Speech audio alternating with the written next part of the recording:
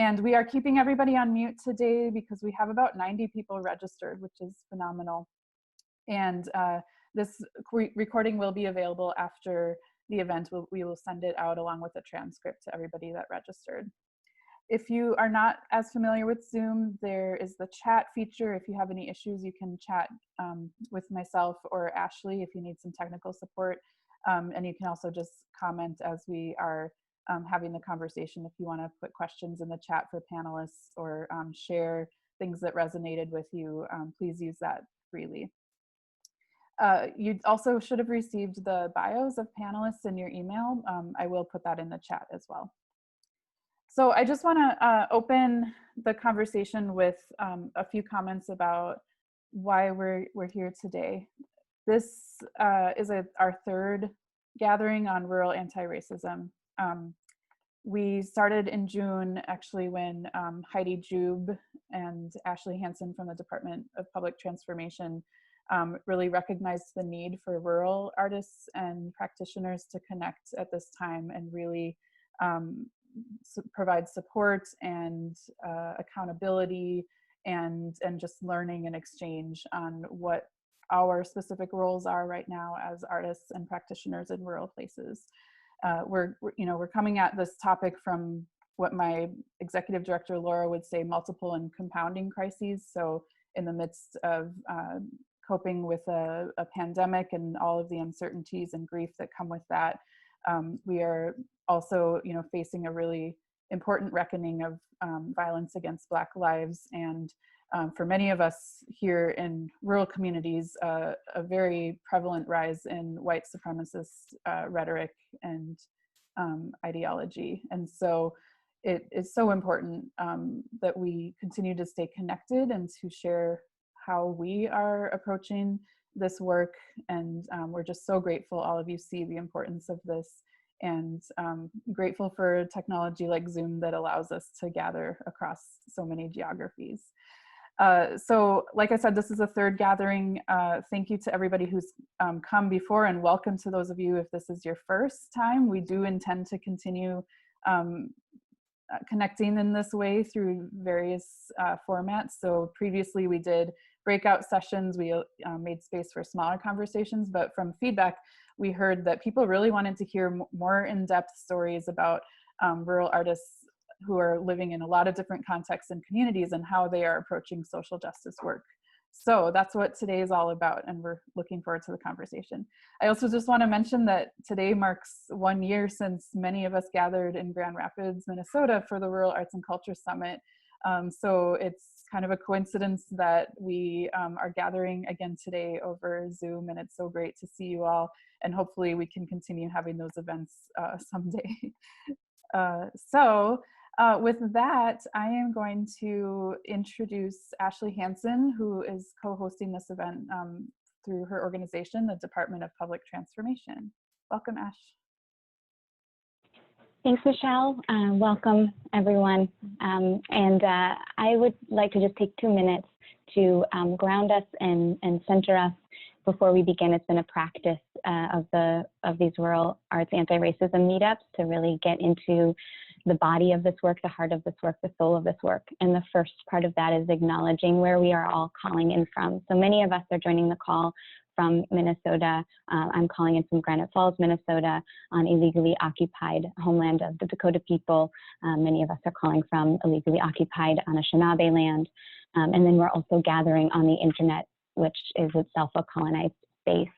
So I want to just take a moment for each of you from wherever you're calling into from to acknowledge the painful history of genocide and forced removal from your territory and from all of the territories that we join this event today, and ask that we all move forward together in work that honors and respects the Indigenous and Native people still connected to the land from which we all gather. So please join me in a moment of reflection.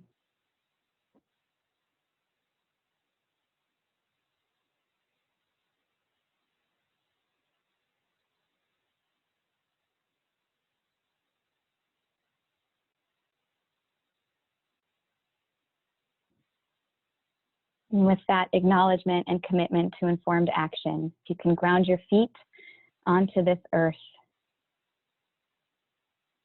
Take a nice deep breath in, pulling up the energy from the earth on which we stand. And exhaling collectively, releasing anything that doesn't need to be here with you right now. Bringing your focus and attention to the next hour and a half we have together. If you want to, you can rest your hands on your belly, where our kind of gut, our intuition lies, where this work stems from, and what we know is right and true and good and just. Take a nice deep breath in, feeling the rise of your abdomen, and exhaling any tension or knots that are existing in that gut space.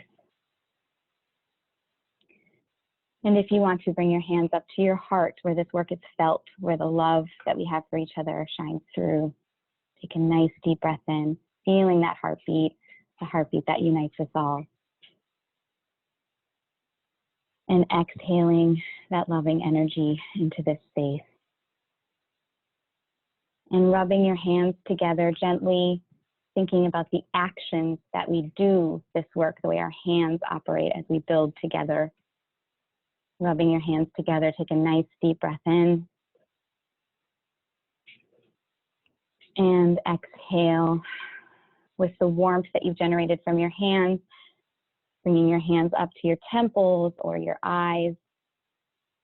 Feel free to rub or massage your head, where all of this thought, a lot of this work lives in our minds, and we can invite it to fall down, trickle down into our bodies. We've got this whole vessel for it to live in. So the thoughts that will be coming in today, they can nestle down into the rest of our bodies, giving our minds the space it needs to really listen. Take a nice deep breath in. And exhale it out. And you can blink your eyes open, borrowing from Sharon, making eye contact with a few folks in the space. And welcome. I'm very honored to introduce Sharon Mansour. She's been with us for every one of these gatherings so far as an artist and facilitator. Sharon is an Arab American experimental dance and interdisciplinary artist whose creative work integrates visual and visceral landscapes, finding expression as live art events, public art happenings, performance installations, and dances on film. She currently makes her home in the Mississippi River town of Winona on Dakota land. Sharon will be our moderator, and we'll introduce our panelists. Sharon, the floor is yours. Thank you, Ashley and Michelle, and thank you everyone for being here. I'm really honored and excited, and just so you know, this is the first time I've moderated a panel, and as a dance artist too, I'm interested in this virtual choreography and movement. So yeah, I'm just really curious to engage with all of you, so thank you. As Michelle mentioned earlier, we decided it was important to recenter the focus of these meetups on art and artists and relating to anti-racism work. These big concepts of anti-racism, equity, and social justice. Ashley and I were discussing this in some of our preparations. We each have ways we relate to these ideas, how we define them, how we embody them, how we create and work with them. And so that'll be in the mix, how we're collectively creating sort of multifaceted energy and approach around these important ideas. But the interest in how as artists, how do we manifest these ideas in our daily practices, short-term and long-term? How do we gather resources? How do we mobilize our communities? How do we make connections? And how do we incite and inspire change? The idea that art can be a powerful platform for people to consider their own power, their own imagination and agency to interrupt, alter, and otherwise reimagine oppressive and inequitable systematic patterns in our society. That's a deep calling I am working on, and I feel that energy just from the meetups we've had so far and the amount of people here today.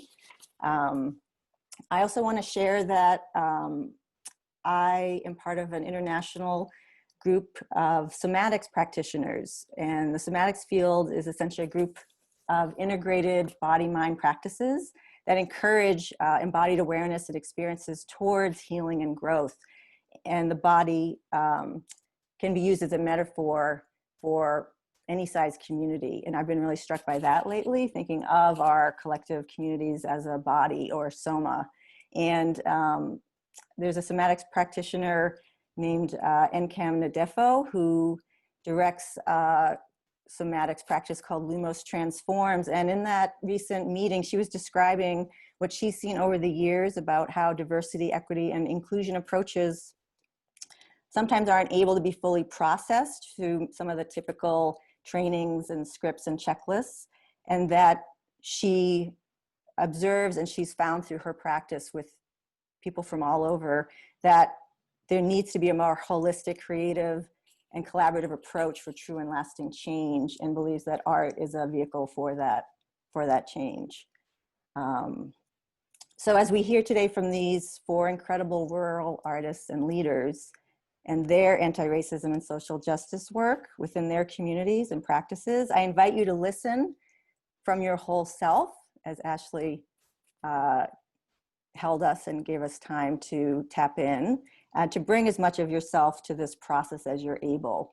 So even as a witness, as a listener, you know, what can you hear and see and sense and imagine with us collectively?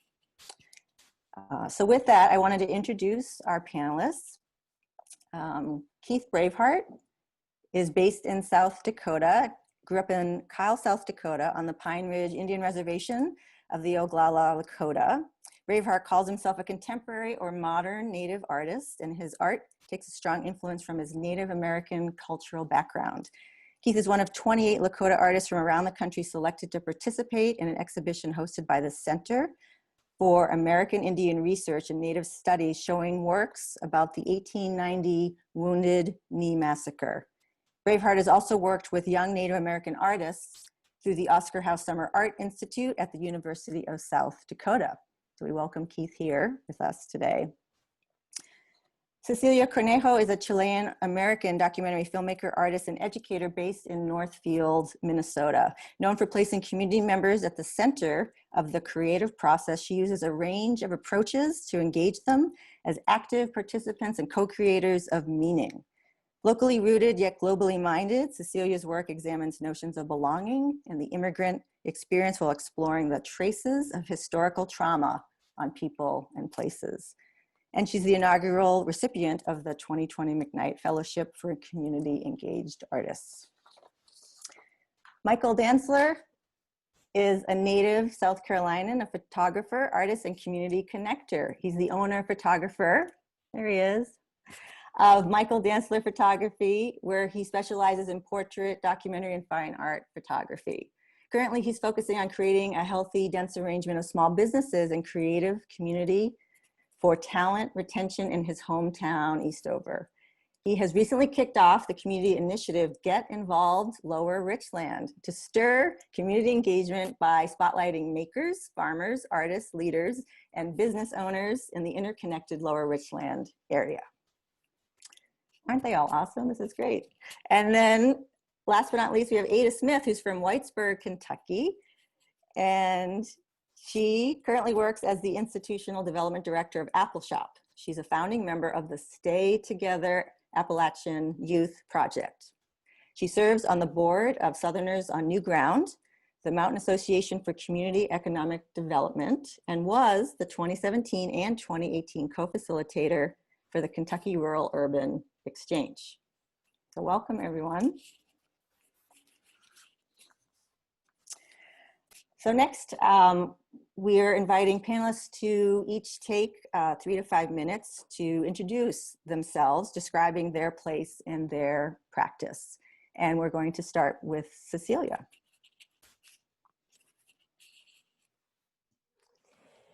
Yay, okay.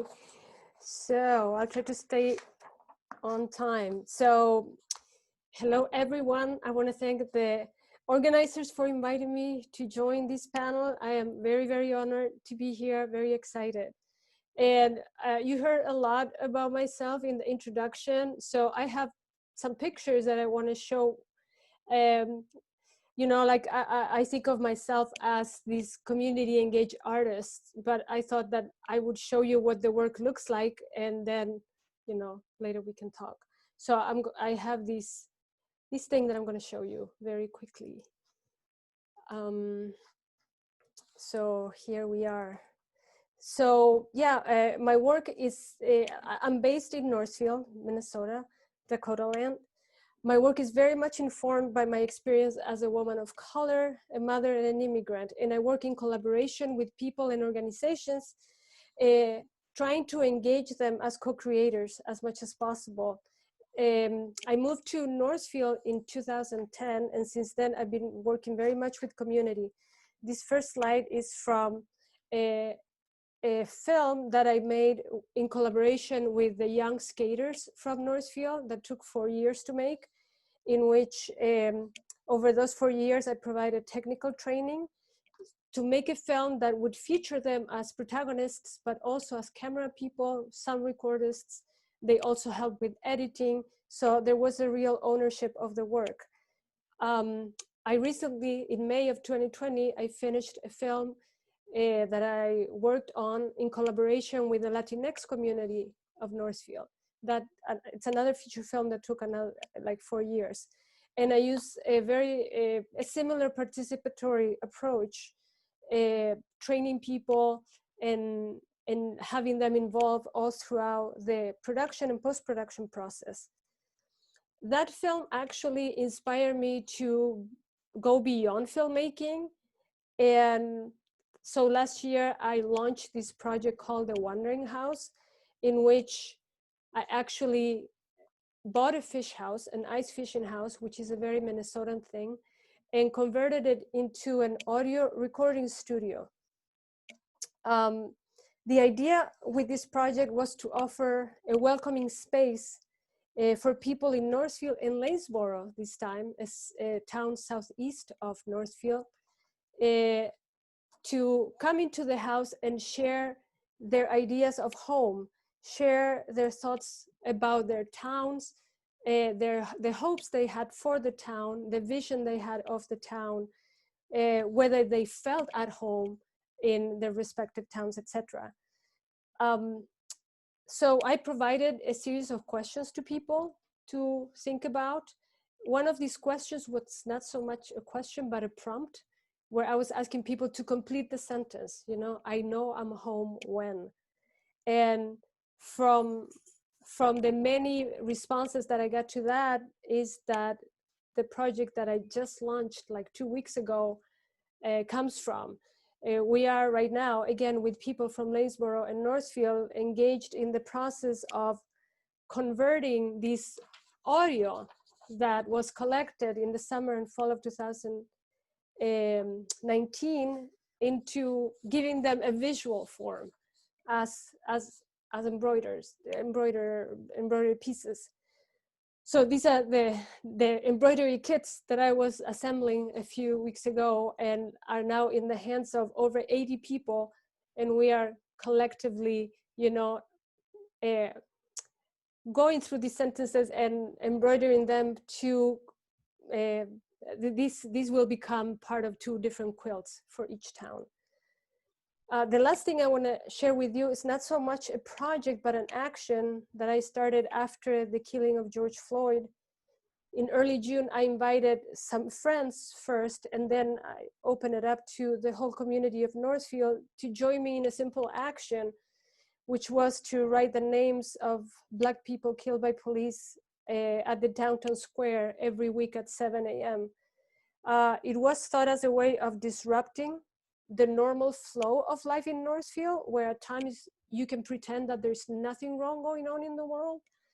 And so it's a nonviolent action to denounce the racist system in which we are all implicated. It's also a very ephemeral action. We know the work is going to be erased by the weather, by traffic, sometimes by other people. But that is also a good reminder that the work of undoing racism requires a lot of perseverance and stamina and dedication, and resilience. So we get together every week to denounce, to mourn, but also to celebrate the many contributions that Black people have made and continue to make to this country. And I'll stop right there because I don't want to go over time. So I'm very excited again to be here, and thank you.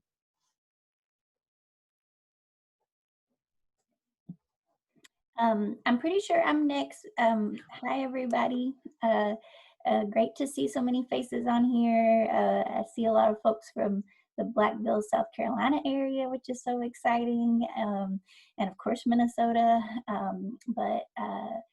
Again, my name's Ada Smith. I live in Eastern Kentucky in Letcher County that is in the Appalachian coal fields and is on Cherokee and Shawnee land.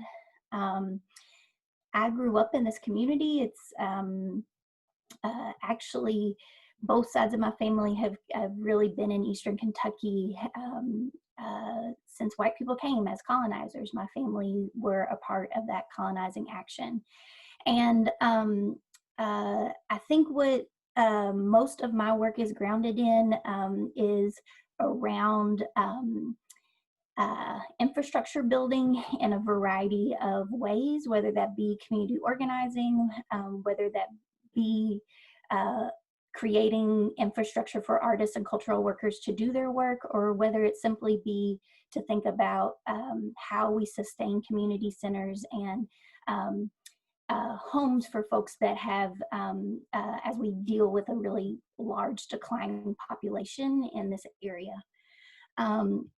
I do want to I feel remiss to not just name Breonna Taylor today, and to, of course, as a person living in Kentucky, to just say that people in the state are working really, really hard, and we appreciate so many of you all over the country who have helped try to call and demand for justice on her behalf in the midst of all these legal proceedings. So thank you all for what you have done. I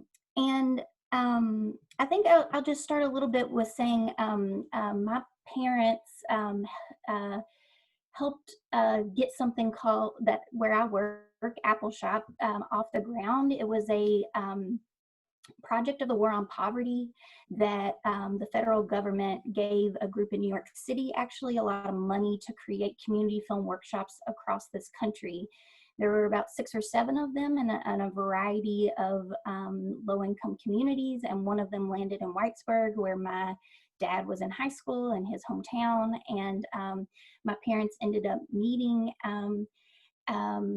at this community film workshop, and the artists and cultural workers there, filmmakers, really decided once the federal money ran out to keep it as a nonprofit, and we've now sustained the organization for 50 years.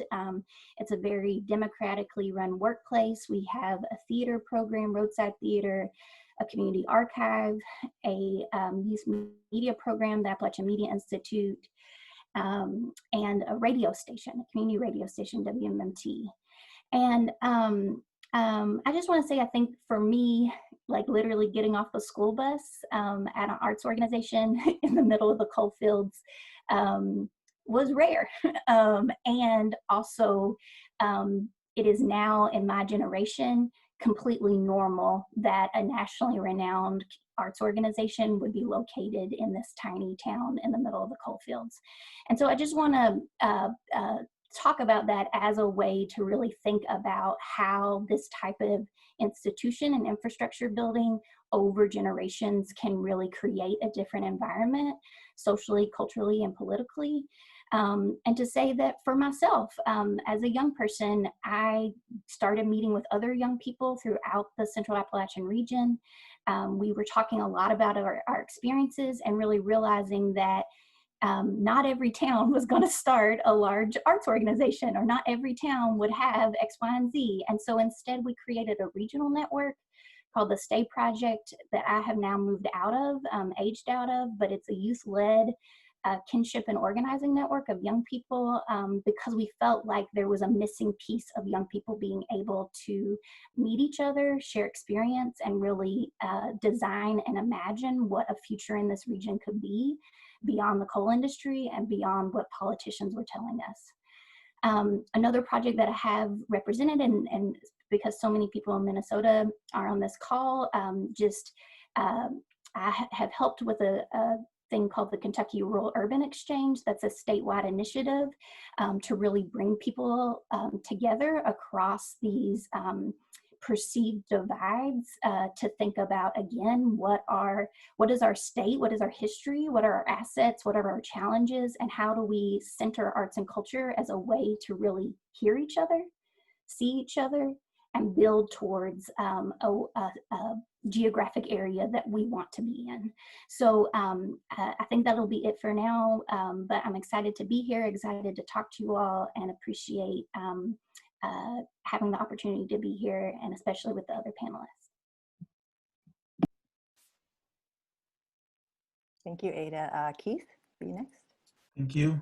Yes, greetings, relatives. Hello, everybody. Those of you who are across the beautiful landscapes that you call home.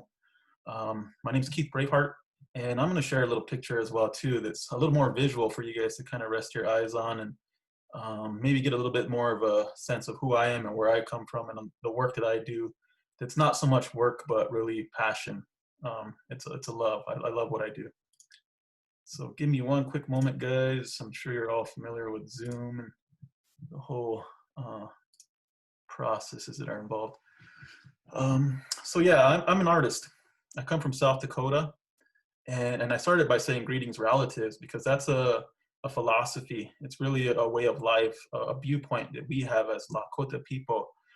We're probably more known as the Sioux. That's probably maybe how some people might be familiar with who we are out here in this Northern Plains, Great Plains region. But we self-identify as the bands that we are, the tribal nations that we are. And my tribal nation is the Oglala Sioux tribe. We're way out west in South Dakota. We're on the Pine Ridge Indian Reservation, very close to the Black Hills. If any of you guys are familiar with our state, I know that we've kind of heard from where some of you guys are from. Really nice to see that there's such a diverse crowd here. And I want to give a special greeting to our relatives from Minnesota. That's Dakota homelands. And originally, we all stem back to those Dakota bands as the Sioux Nation. We're thought of as a confederacy, but in our own interpretations of identity, we're known as the Ochete Shakoi, the 7 Council Fires. And we all trace our roots back to those homelands located around those lakes, those sources of life, those mini wichoni, those life sources, water. So over time, we've migrated out west. My band is known as the Prairie Dwellers. So if you've ever made your way out here to the prairie landscapes, you might know there's a lot of hills, there's a lot of grass. And I represent that a lot in my work, identity, who I am. It took a while for me to really gain that confidence, but really it was always there. It was always established in my upbringing who I was. I knew that I was Lakota, but I never had to know that I was Lakota until later on when you start to travel outside of the reservation, when you go into cities or other states and you kind of view differently, or maybe you notice that there's differences and things like that. Then that kind of makes you question, okay, well, who am I in this big old mix of the world that is? But as an artist, as a contemporary artist, I always make it a point to put that I'm Lakota first, because I feel like that is my sense of being, that is my source of inspiration and encouragement, and my responsibility as an artist to do what I do. Again, a lot of it comes back to these concepts and philosophies, these ways of thinking where we can view each other as relatives. You know, there's this kinship that's been developed in our family systems, but that's kind of grown outward so that our community is also recognized as relatives. We treat one another like a relative with respect and values, and that helps us as a society, and we grow stronger as a nation. But also this concept of relatives can extend beyond human to human. We can take in our little animal relatives and really appreciate them and show our love for them as well too. Whether they be the little puppy that we all probably have with us right now, maybe some of you guys have them on your Zoom screens. I can't see everybody. Or Teoyate, the Buffalo Nation, which was very significant to our tribal people. So a lot of the work that I work on, it includes these components of identity, but also of empowerment. How do I start to share these visual dialogues and visual languages with the generations or the audiences who might be coming to my work? So a lot of my work has evolved from being very much studio driven. I love these moments of bliss that come to just me while I'm in my studio space, but then they've now grown into this community engaged work. And that's really where I feel my heart is really centered at, is working with others, working with relatives. So I am an educator as well too. I've worked with many, many students, but now I'm also now getting more involved into the rural district communities of our spread out reservation. But not just that, into the urban centers as well too. And I do a lot of work with Minnesota. I make my travels up that way, and I work with our relatives, and we're kind of regaining this sense of confederacy. So here's just a little piece. It has a lot of images, but it talks really about kind of identity. What does it mean to be Lakota, and how are you seeing that internally, but then also how are you seeing externally as well too. I don't know how I'm doing on time, but I don't want to take up too much more, so I will stop there. Thank you guys all for being here. I appreciate your time and just your attention. And I believe I send it on next to Michael. Yes, thanks, Keith.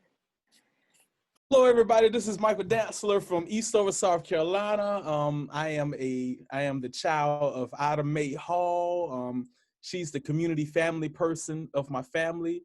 I'm my biological father, who tragically died when I was 6 years old. He's the musician, the artist. He was the guy that kind of showed movies to the kids in the movie. I mean, in his backyard in the middle of the neighborhood. And I was mostly raised by my stepfather, Mr. Richard Hall. He was the workaholic. The reason I had experiences with goats, chickens, gardening, and cutting wood, stuff that I once hated, stuff that now that I love. So that's where I come from, and some deep roots that I can go on and on about. But what I do currently to this day, the reason why I brought my parents up, and I'm a blend of all of them, and it's the reason why I do this work to this day. Currently, I'm 10 years as a photographer, Michael Dantzler Photography. A long journey as a photographer. Started out with family documentation. Now I'm kind of ending up with back to documentation, more of my community, more than ever. I love capturing the spirit of people. Something about being in that flow and capturing timeless moments, or capturing the spirit. I'm a lover of geography, but a lover of body language as well too. So I feel like there's an interconnectedness between the two. Get involved LR, just starting Get Involved LR from the ground up, still much at the ground, still very much at the foundation right now. Get Involved LR is a community initiative funded by the Art of Community Rural SC of the South Carolina Arts Commission. So much love for them. To stir up community engagement. And phase one of that right now looks like me doing community spotlights in the community, using my gift of photography and doing little write-ups, and also mixing in artists from the area and artists that's not from the area to get representations of the Lower Richland area. The Lower Richland area is situated, to give you some geography, is situated in the center of South Carolina. We have two rivers, the Watery River, and the Congaree River, and we're kind of like the conversions of that. We're right below the fall line, which is we're in a coastal plain area. We're probably about 70 miles from Charleston, from the coast. So we're in a very unique geography. Richland, the reason why our county is called Richland, because we have rich soil, and we're in that lower area. So some of our challenges are, from my hometown, Eastover, it's 800 people in our town. It's 98% Black. Outside the town limits of Eastover, it's more 50-50 racially. So one of the main reasons why I started Get Involved LR is just to mix things up, is to break down these walls, to start a platform without those walls. I don't really care of your political persuasion or what color you are or whatever. I only care if you're doing something dope. If it's nice, it's progressive for the community, if you've been doing this for 30 years or if you just started for just a year. I just want to highlight those different talents and just mix it all up and focus on our Manlow hierarchy of needs. So meet people where they at. We all have the same needs of being safe, food, water. So I'm meeting people on those lanes. If they want to talk race, we can talk race. But I'm definitely starting now as relationship. So 1 minute left for me. But yes, that's pretty much it. And for the town of Eastover, I'm contracted for the town of Eastover for their newsletter called the Eastover Gazette. Just restarted that under a new mayor. So just really, at the end of the day, I'm just that connector, connecting the dots, and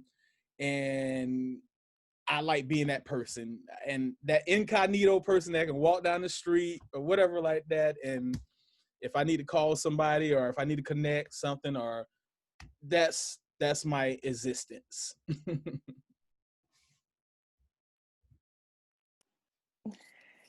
Great. Thank you so much, Michael. Thank you, everyone. Wow.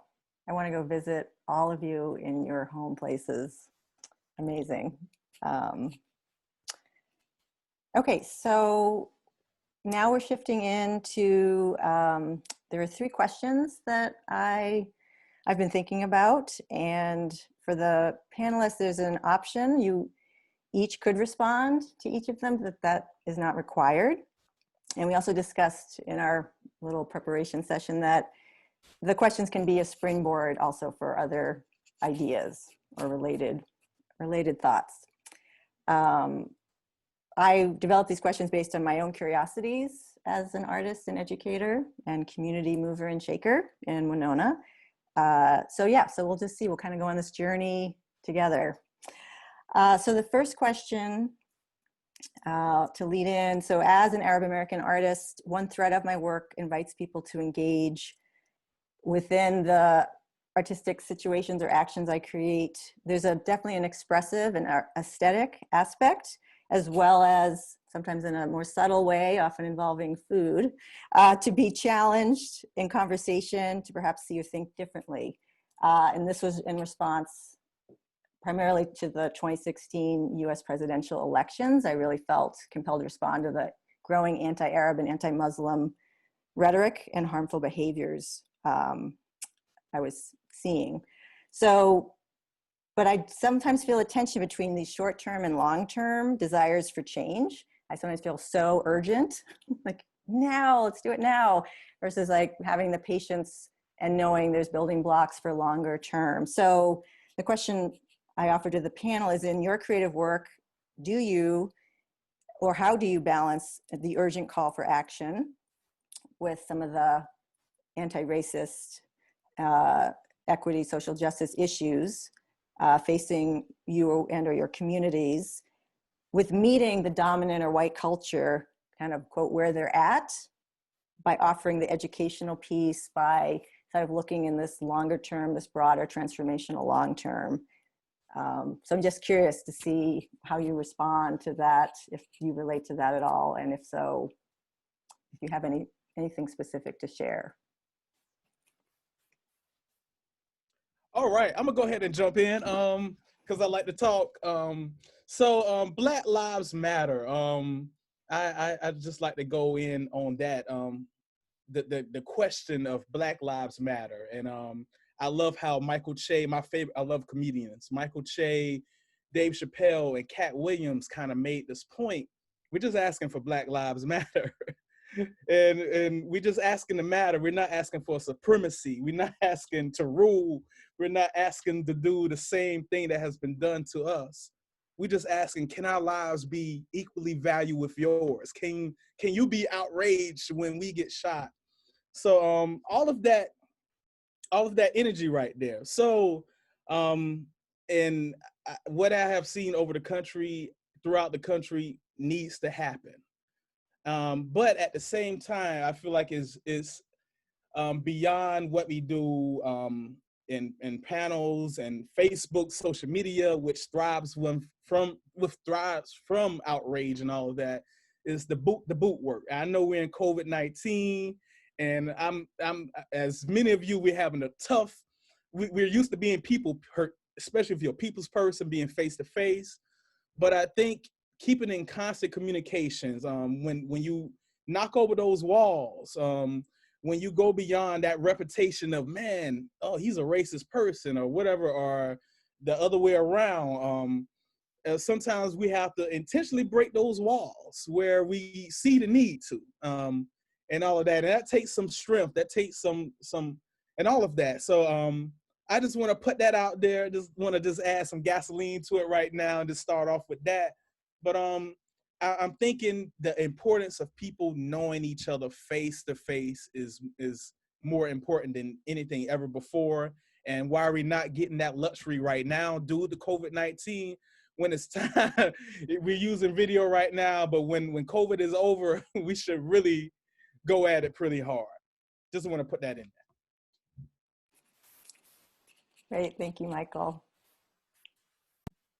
I can jump in for a second and just say, I think that tension is real for everyone, right? And in so many aspects of our lives and our communities. I think in the cultural practice I have been in, I think we definitely are more interested in the long haul and more interested in what is sustained engagement, and actually having artists and community workers that are have been in a place long term or committed to a place long term be a part of creating work here. And I think it's one thing that I often love about rural art creation is when rural artists and cultural workers are actually invited to create work in their own place instead of being put in a gallery somewhere else, or instead of urban artists coming to do a project for a short time. And not that those are bad, right? I think that exchange is important. And yet I do think for many small towns and rural areas, I think this long-term engagement, the relationship stuff you were talking about, Michael, I think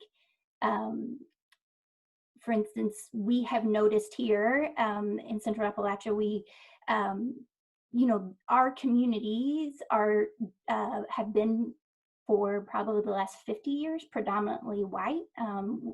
People view Central Appalachia and the coal fields as very, very white. And yet, in the early 1900s, when the coal industry was booming, these communities were extremely racially and culturally diverse. And it's almost like we've forgotten that history and we've forgotten who we were. And so, for instance, a project that Appalshop did in a former coal town called Jenkins, Kentucky, that was built entirely in 1 year by U.S. Steel, was now that its 100th anniversary as a town. Appalshop came in and we did a series of work, but one of them was to put these large photographic banners of some photos that had been taken in the 30s and 40s of the community, and it was portraiture photographer of families. And several of those families were African-American families or a Czech family.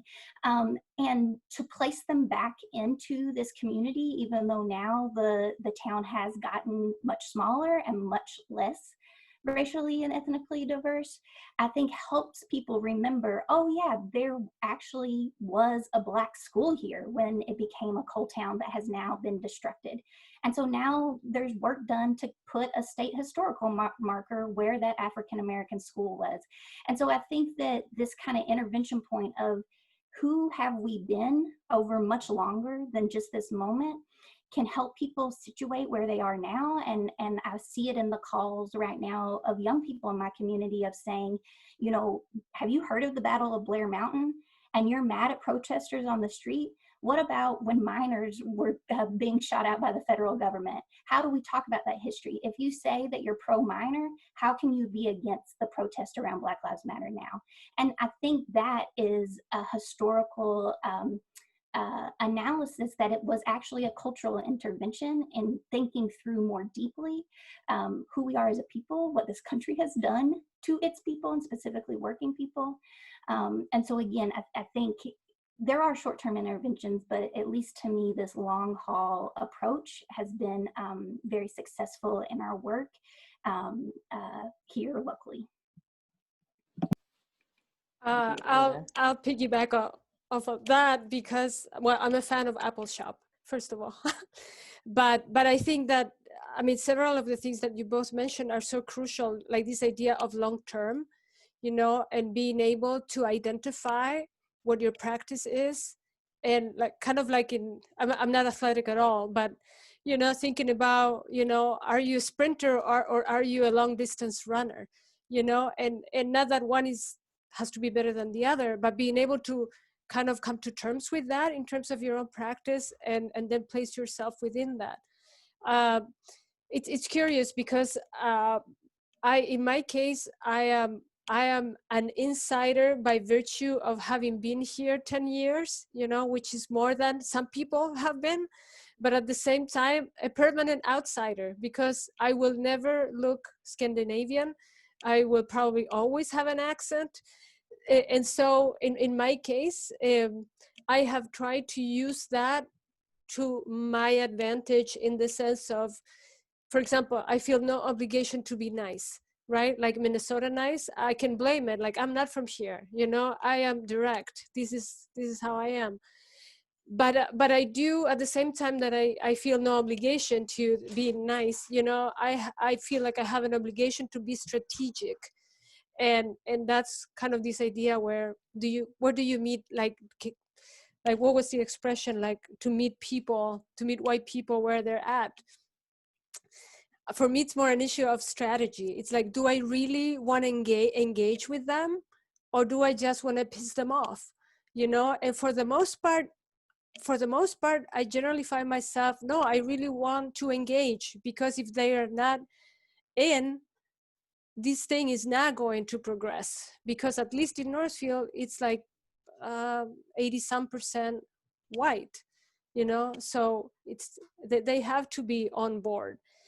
And I think that along with that idea of figuring out whether you're in these for the long run or not, it's the idea of trying not to underestimate anyone, you know, not even white people, you know, trying to because when you go with that kind of attitude, why would anybody like that, you know? So I think that in my case, it's a combination of things, like that they need to be strategic in order to reach some results, but also with a lot of respect, because my work is all based in the community that I now live in. So I don't go somewhere else, take the work, and then do it, you know, finish it elsewhere. So that's another thing. So yeah. Great, thanks, Cecilia. I love that sprinter, long distance runner analogy.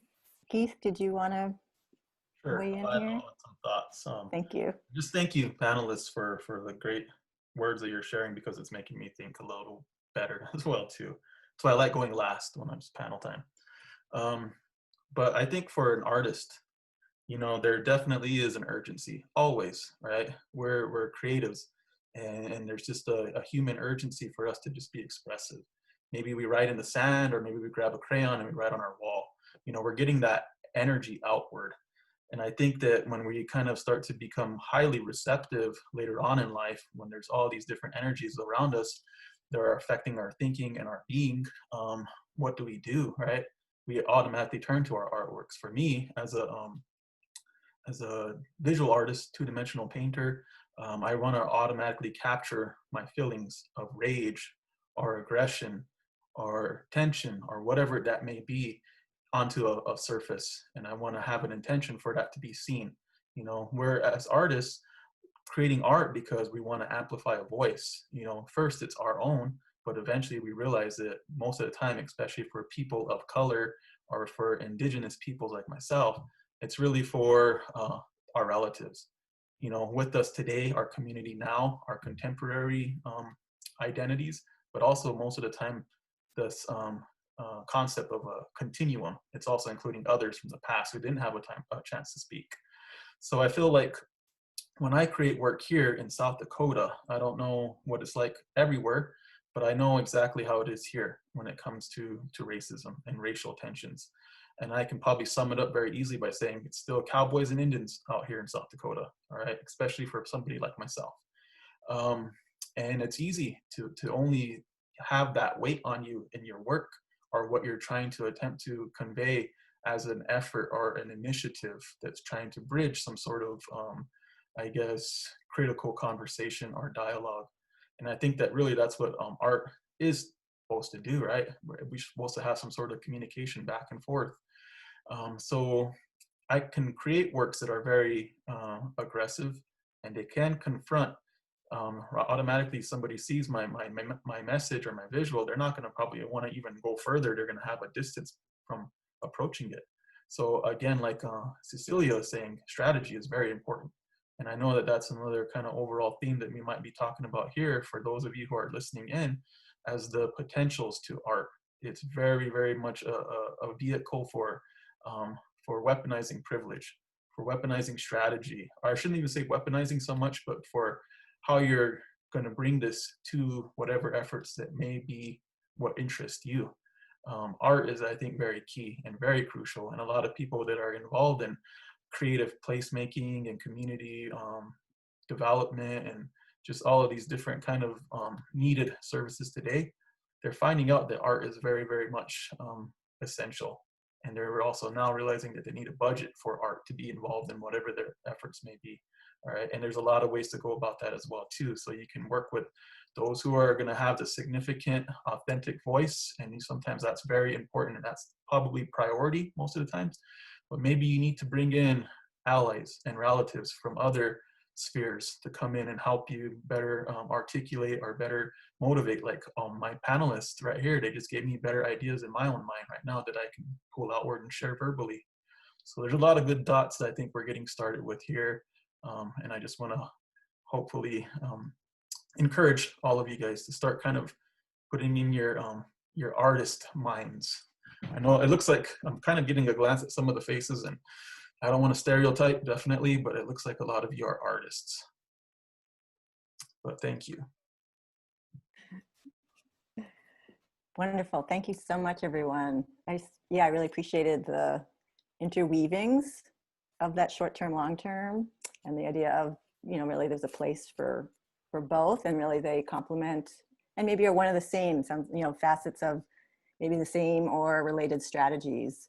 It really struck me as well too when Ada was talking about the idea of, long-term relationships artists have with their sense of place, and how important it is then to provide resources so that artists can make their homes in a variety of places, so that they do have the resources for their daily lives, as well as then being able to do the work and strategize and make the connections, as Michael talks about, the relationships, to talk about other things also. Like there's the important racial equity, social justice topics, and then there's the, what else are you interested in this place? Where are you putting your time and energy on a daily basis? So I really appreciate, all those links together. Thank you. So my second question, so again, stemming from my own practice. So currently I'm the only, as far as I know, the only Arab American artist in my community.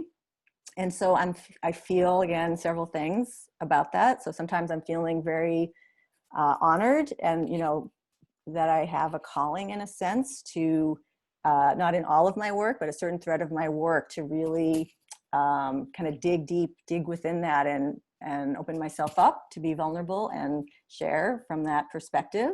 And then sometimes there's that sense of pressure, in a sense, and responsibility. And so again, that's sort of another sort of counterbalance that I feel. So I'm curious to know if you, as you create spaces for art making and engagement, or invited into spaces to share your perspectives and those of your communities, like we are now, do you feel that you have the freedom to sort of toggle between both? Or have you, again, had moments, or does that ever come up from you, that sense of you as an individual in relation to the whole of the community, or the expectations perhaps too of what your representing or expected to be able to share and communicate. Again, how are you making the most of that? Could be a productive tension.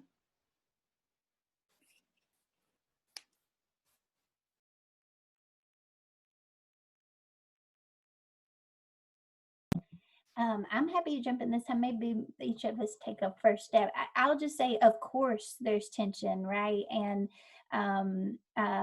you know, as somebody who has a lot of extended family in the community in which I work, there's also a responsibility to represent them well, right? That what I do reflects on not just myself, not just where I'm employed, but also extended family network.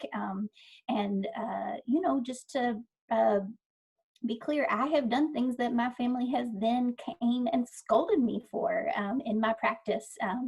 And I appreciate that. That is a relationship and piece of dialogue that I want to be in, right? I don't want to do work separate from my context and separate from my people. And yet, there's a tension, and I personally believe that those tensions of when do you represent yourself, when do you represent your community as a whole, the fact that no community is a singular object. I think the fact that for me, I don't feel like I cannot ask those questions, like it's so on top.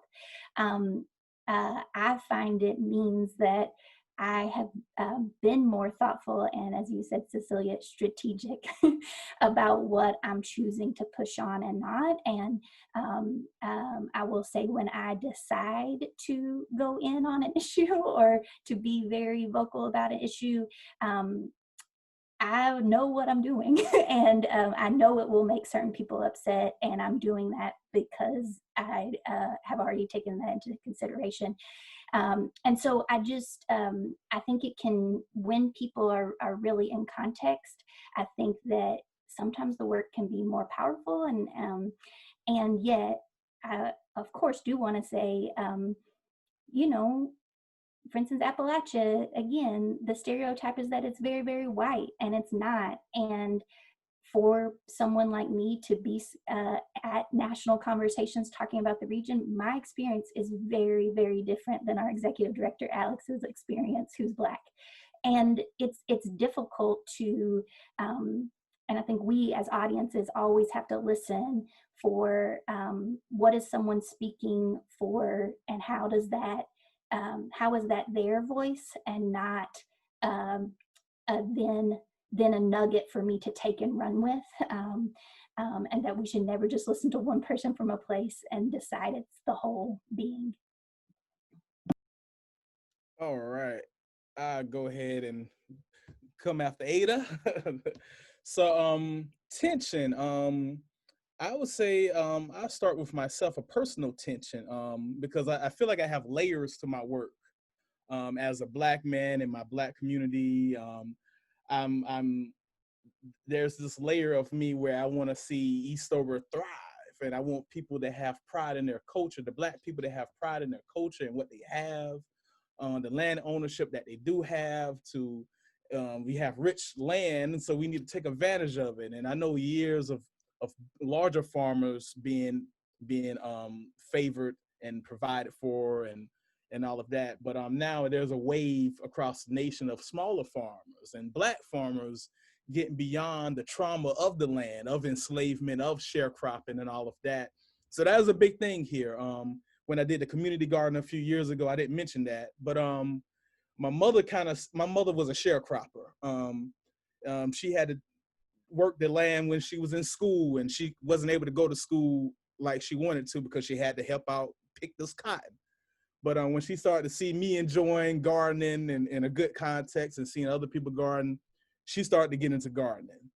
That's one example. But going through the second layer and the third layer, so I can digress, stop. But the next layer is, I'm not limited to the town of Eastover. I'm not limited to this town, and I'm building relationships outside the town throughout the Lower Richland area. And the Lower Richland area is a very entangled, interconnected area. So many layers. This family could be one resident could be a descendant of the master, slave master of this family and all of that. So there's so many layers that's kind of in our faces. Sometimes it's talked about, sometimes it's not, but the layer is connecting the dots. But there is always like a silent division. And I remember going to a community watch meeting it's almost a year ago now. And this man lived down the street from the town Eastover, which is majority Black. He lives in a more rural area, not the town towards Columbia. And he told me he have not gone through the town of Eastover in 15, 20 years. And he lived down the street from the town. So there's this whole thing about, we have white people that think that the town is just chaos or something. And when we have a little crime, there are some things that happen. It's not chaotic. I'm in the middle of the town now. There's no gunshot. There's a horseshoe culture. But I guess part of the reason of me doing the community spotlight is showing the assets we have here, celebrating what we do, the horseshoe culture, showing the humanity of that, and connecting with others' humanity, and all of that. So I feel like we have to, and unfortunately, that's my work or whatever, but I don't really believe in having to beg for my humanity. I don't really believe in that. But I do all of this work on the nice end, so I don't have to be pissed off, so I don't have to be angry. I don't imagine an angry Michael, so I have to do this good work. But if I have to, I have to. But the first priority is definitely layers from being from a Black town that I live in, for the unincorporated area of Lower Richland, and then and being in the unincorporated area of Lower Richland, I feel like a diplomat in some ways, and building trust. And they're like, I don't know what you're doing here, but we like you. That's the vibe I get all the time, and I'm cool with that. I'm like, okay, yeah. And we have these conversations. They get comfortable, I listen. Sometimes they get comfortable, they listen, and I run my mouth. But it's a gradual, and that's why I continue to say long game. It's a gradual thing. And just to wrap up my whole point, but I kind of treat in my conversations with white people about racism, I kind of treat racism like how you would treat sex in a human relationship. I may bring it up down the line, or it has to organically unfold to that point. But you just don't want to rush into a relationship being like, let's talk about race. So unless that's part of the work that you have to do, sometimes that's necessary. Sometimes you really do need to knock people aside the face and head with some racism. But in my context, what works for me, that keeps my inner peace together, I keep it real smooth, and I talk about what we have in common. And if we get there, if politics come up, I listen good. I mean, and then another thing, I think what people need to tune to when you having this conversation with a person who have opposite views, does that person want to meet you in the middle? That's something we should think about. Do they want to meet you in the middle? Because if they don't want to meet you in the middle, don't waste your energy. You might as well pull out your guns and your knives and your weapons and bloodshed. But outside of that, if there's not an intention to meet you in the middle, you're wasting your energy. You would be, it's not my job to pluck or operation somebody racism out of them, but they didn't want to meet me in the middle and like, Michael, we see this, we don't understand Black Lives Matter, this and that, that's a meet in the middle. But if it's more like, what the heck are Black Lives Matter doing? It's some fire. If you got some alcohol around, some weapons around, you probably don't want to engage in that conversation. It's not time because they don't want to meet you in the middle. But be wise about meeting people in the middle when it comes to these things, because other than that, you'll be wasting some energy.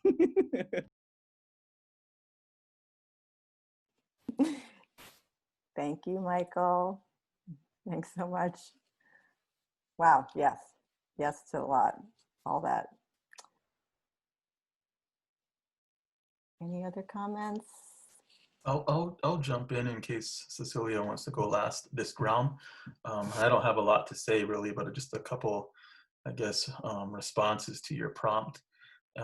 As far as like sharing or being invited into these areas to be able to share your perspective as an artist, or even just as an individual who's sometimes maybe noticed as different from whatever is that, you know, sector of where you're invited into. I think that for some artists, it can be more easier to be distanced from representing their community at whole, maybe even their race. But for somebody who may be indigenous or, again, person of color, not so easy. It's kind of like it becomes almost inseparable. And I've also had this topic come up as far as, is your work political? And then people, even if you say, no, it's not, they're still going to attach that there's this possibility that it is, just because of context. And Ada said that great. I mean, context is everything, right? We all know that a lot of the people in the professional fields, they know that context is very key and important. And I think that just looking at the chat, Luis Rodriguez said something pretty interesting as well too, with how do we identify, and I would use this as an artist, you know, we have Native artists, we have Latin artists, we have all these different artists that have a prefix. But when it comes to European, you know, you never hear anybody get questioned, are you a European artist? Or what's your European art about? Nothing like that at all. So I think that, you know, there is this cultural agility that some certain artists and others have to kind of, you know, acquire in order to navigate through these different systems and these different kind of channels that will occur in a professional journey. And I think that I feel like in order to start to have like a Native artist be able to have that ability to be automatically given the opportunity to be distanced and say, okay, they're just speaking from their own perspective. For that to take place, you'll probably need more Native artists to be visible. And that way, one who broke through the barrier somehow isn't the only one held accountable for, you know, educating all the time. You know, more and more of that education has taken place. And I know that these are things that are taking, you know, they're gaining ground now in our time, but they're still kind of a ways behind, you know, and we can look regionally and look at our own, you know, areas of where we call home, and we can maybe notice the difference right there. So if we're, you know, doing work within our own immediate homelands, you know, how could we kind of amplify that? How could we push that further? And for me, it's getting more of the artists from Pine Ridge Reservation, the Lakota artists, to also step up and be recognized as change makers, and to give them the resources and whatever tools they need to help them get out into that, you know, opportunity, whether they want to do it or not. I think sometimes we kind of have to push people into those positions, you know, and in a way it circles back to Cecilia's strategy. You know, we have to be strategic in a lot of the things that we're doing sometimes, and we get a little bit better and better as we progress. So those are just some of the thoughts I had. Thank you. And for the sake of strategy, I would say, let's go to the next question. Right. So we have time. Oh, well, Cecilia, it's okay if you, I would love to hear. I mean, the only thing that I would have to add to that is that sometimes we cannot expect to be invited to places or to circumstances, and we have to create them ourselves. And in my case, it's been that way. You know, if I were waiting to be invited in Northfield to do X, Y, and Z, I would, who knows, you know. And in that sense, I've grown more comfortable, I guess, with the idea of being kind of like a familiar outsider, and thinking about, okay, in this place that is very welcoming to me for the most part, I cannot wait for people to say, we need what you have, you know? And so in many ways, I've just begun to kind of see how much can this community take, you know, and push them and push them and push them a little more. And in that sense, it's been great because I get to know who my community is, and they get to know what I do. But yes, I mean, yeah, that was the only thing that I had to add. Thank you so much. Yeah, really wonderful. I love that familiar outsider phrase, the cultural agility. Again, I just appreciate how you all are holding some very complex facets and within yourselves, and really utilizing those, sounds like, so effectively and with a lot of care and compassion and a little bit of fire when needed. Thank you. So the last one, just a final thought from each of you. This will be a brief, like 1 minute or less. What what do you feel is the most vital need of the moment relating to these threads of work in your work, your creative practice, and in your rural community? Again, what's the most vital need you're feeling in the moment? There's probably many, but if you want to just speak to one related to this work in your creative practice as well as in your community.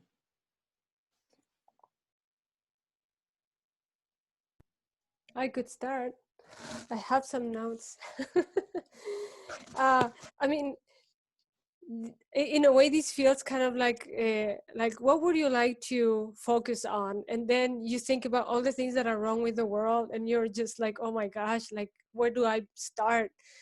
So when I was thinking about this question, the things that I really see as urgent, because in Northfield, for example, I could say, oh, housing for immigrants. That is not even, that is absolutely of the essence. Oh, we don't have anyone of color in the city council. How are the concerns of Latinx people going to even be acknowledged if there's nobody? Now we have one person of color running for city council, so I'm very optimistic. But I think that outside of the specifics or beyond the specifics, I think that what's really urgent right now, it's trying to decipher ways in which we can keep working on the issues that we choose to engage with and keep our sanity and keep our health and keep each other, well cared for, and feel like we can be kind to one another, and not get to those moments where all you want to do is just give up because you're so overwhelmed or you are stretched thin, So for example, with these interventions that we've been doing every week in Northfield, we completed 16 weeks without missing one. But that takes its toll, and the problem hasn't gone away. So for me, one of the biggest things is deciphering ways in which to stay engaged, to continue doing the work, but also being gentle with yourself, with others, with the resources that you have, and taking time either to rest, to replenish, and figuring out what that looks like, not just for oneself as an artist or as a human being, but for your community as well. So people don't burn out and think that this is something that you can just decide not to do anymore, as if, no, we don't have that luxury. So sustainability, I think for me, it's a huge issue on when it comes to this. Thank you. Mm-hmm. I'll go next. I think the two thoughts that kind of really automatically jump out are, number one, active listening. How can we bring that into maybe our family first, or ourselves first, and then also maybe share that with our community or wherever else that starts to grow. And then second, I think just a question to artists, because I feel like, again, I don't want to stereotype all of you, but I feel like a lot of you are artists and creatives. So as artists or creatives, how do we create critical prompts? How do we continue to do that? Maybe we're already doing that. So how do we continue to do that? Or maybe how do we think differently? I think that's going to allow others, and not just only ourselves or those that we affiliate as part of our identity, to kind of then come to these conversations and recognize their own values, their own gifts, their own art forms. And that's going to lead to these new doors to be opened. That's what I see in community engaged work, is like, how do you bring something that people can gather around that they might then give you a little opportunity to think differently, think a little bit more critical, gain a little bit more humanities. So those are my thoughts. Thank you. All right, I'm gonna go ahead and plug in one thought of many things. I want to say connections, but I'm gonna just say design.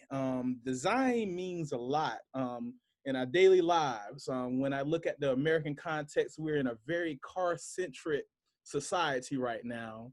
It's good for COVID-19 because we're not really walking past each other. We're in contained cars. But beyond COVID-19, because COVID-19 is not going to be forever, and we got to still be human beings. and we thrive by being in fresh air. So I'm a big lover of design, of downtown models, main streets, public spaces, interconnectivity, of the infrastructure, of cycling and walking and being able to walk the stores, and designing our lives where we don't have to be so intentional about exercising, or we don't have to be so intentional about seeing people. That should be natural. When you study history, that's what happens in every society. We are a people. So beyond the car, beyond the car centricity of America right now, think of spaces like that. Think of design in our lives, where it's a part of our lives, where we don't have to go out of our way to do something healthy for ourselves. It should be naturally healthy for ourselves, naturally healthy to talk to other people, to talk to your neighbors. And I don't trust people that don't talk to their neighbors. I don't trust people that don't know their neighbors. I'm like, you live in this neighborhood and you don't know your neighbor. Like, what's going on? That says a lot, or whatever. That's kind of like the currency I look at. Those are the measurables that I look at: connectivity, design. But I know we're in a different society now, and the main society is about cars and houses, and we being so separate. We're in our boxes. It's good for COVID-19, but it's not good for human nature. We are a social being. And I love to see the public house. I'm sorry, not the public house, but the house that Ashley Hanson has, and the spaces that we built. And I'm gonna go ahead, I'm gonna wrap up because I can go on and on. But spaces there's nothing wrong for spaces where I think, as a Black person, safe spaces for Black people. You have that layer. And then you have that spaces where you have spaces for anybody to come through. There's nothing wrong with those layers. I love going to a city and seeing Little Mexico or Chinatown, Korean town. There's nothing wrong with that. And the luxury of being in America, we're very interconnected by design. So take advantage of that. And in our rural towns, capitalize on design, capitalize on density. Because when you create density, more people want to come. It's like, oh, what's going on there? What's going on across the railroad track? Let me come over there. What's going on across the field? Something about density says community. It breaks down barriers.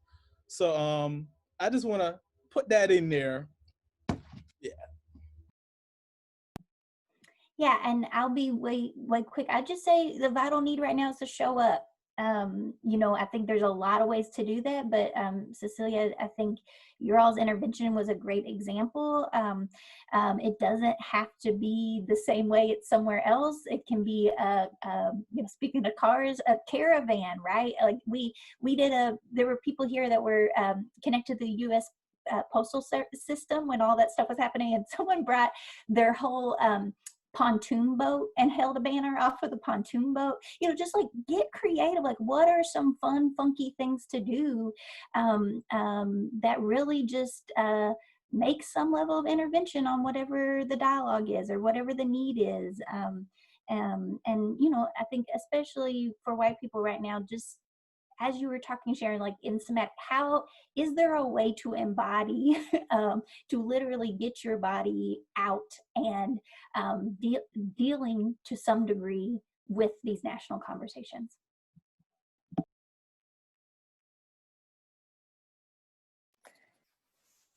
Great, thank you so much, everyone.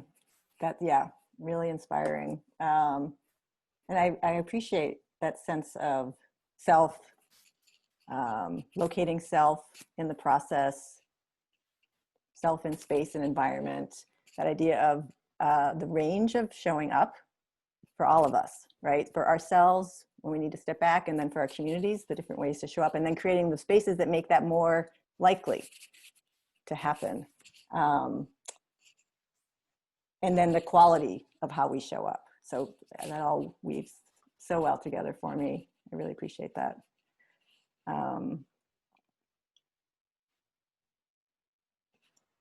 Yeah, Ashley, you want to check in a bit to see where we are in terms of wrapping up? Yeah, absolutely. So we have 5 minutes left. We're moving into closing. just wanted to acknowledge that there were questions that came in. I noticed the panelists weaving in their responses. If your question did not get answered, we always send out a form afterwards. You can feel free to continue to populate those questions, and we will incorporate them in future events. So don't feel like we didn't see or hear those questions. I know that the last question that came in really had some underlying themes of healing and hope around generational trauma. And as we lead towards closing, and just wanted to open up if any of the panelists, doesn't have to be all of you, but if somebody has any closing words around healing or hope that we want to close out this session with, I would love to open that space. And then I know Sharon has a couple of quotes to close us off, and there's a little housekeeping. So that's what our last 5 minutes will entail. So any thoughts around healing or hope for some of this trauma that our communities are facing?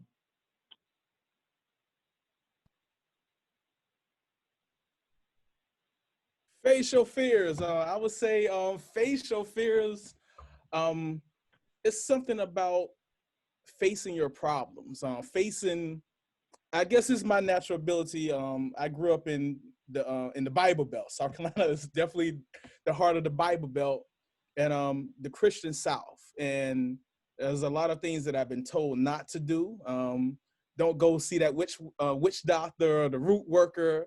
Well, I'm sorry, I went to see the root doctor a couple of times, and I'm not scared anymore. So sometimes you need to go to see the boogeyman. Whatever's your cultural boogeyman, go see the boogeyman. Sometimes you just need to see the cultural boogeyman, and then when you see the boogeyman for yourself, the so-called boogeyman, you be like, this ain't no boogeyman. He's a little hurt. He got some pain. He got some traumatic stuff going on. Like, it's not as big as people hype him up to be or whatever. So I think sometimes just go seeing the boogeyman just is better than hearing about the boogeyman. That's all I want to just say.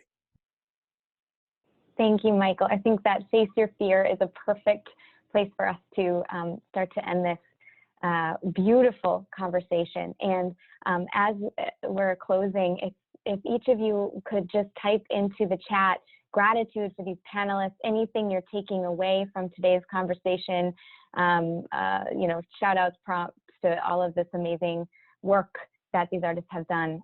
Special thanks to Sharon for moderating and crafting such thoughtful questions, and then to each of our panelists for sharing all of your wisdom and insight. I'm going to hand it over to Michelle for closing, and then Sharon has some quotes to read us out. I'll be quick. I have my 1.5-year-old with me, so he stayed very engaged for most of the conversation, but now is starting to need my attention. I just want to thank the Blandin Foundation and the Minnesota Disaster Relief Fund for supporting this conversation and future gatherings that we are, planning just as we see and hear the needs of rural artists and communities.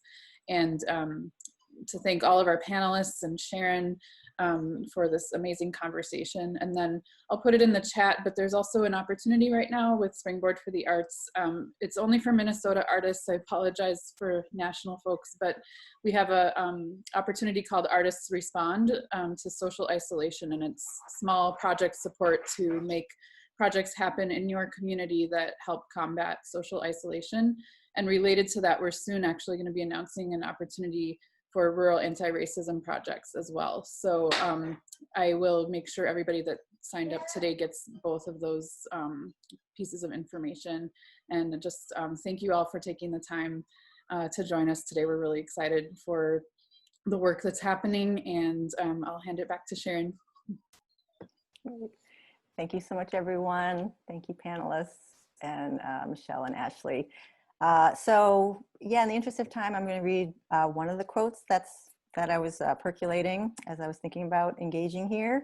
And it's from artist and community organizer Andrew Simonette. And in March of this year, he wrote a letter to artists called "This Is What We Train For."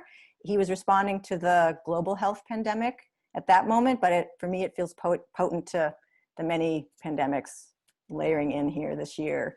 And so this is just a condensed excerpt I wanted to share. Dear artists, this is what we train for. Your skills are sorely needed. Artists navigate the unknown. Artists build possible futures. We are connectors, conveners, community builders. We use what we have to build what we need. We create the images and songs and dances and stories that are needed. We build alternative economies. We challenge assumptions and reframe the world.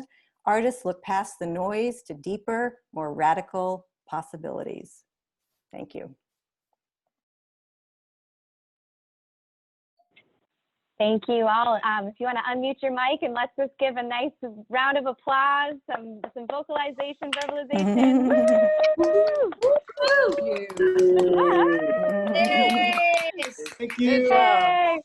Thank you all. Have a great rest of your day and a restful weekend. Take care of each other. Take care of yourselves. Face your fears. Thanks, everyone.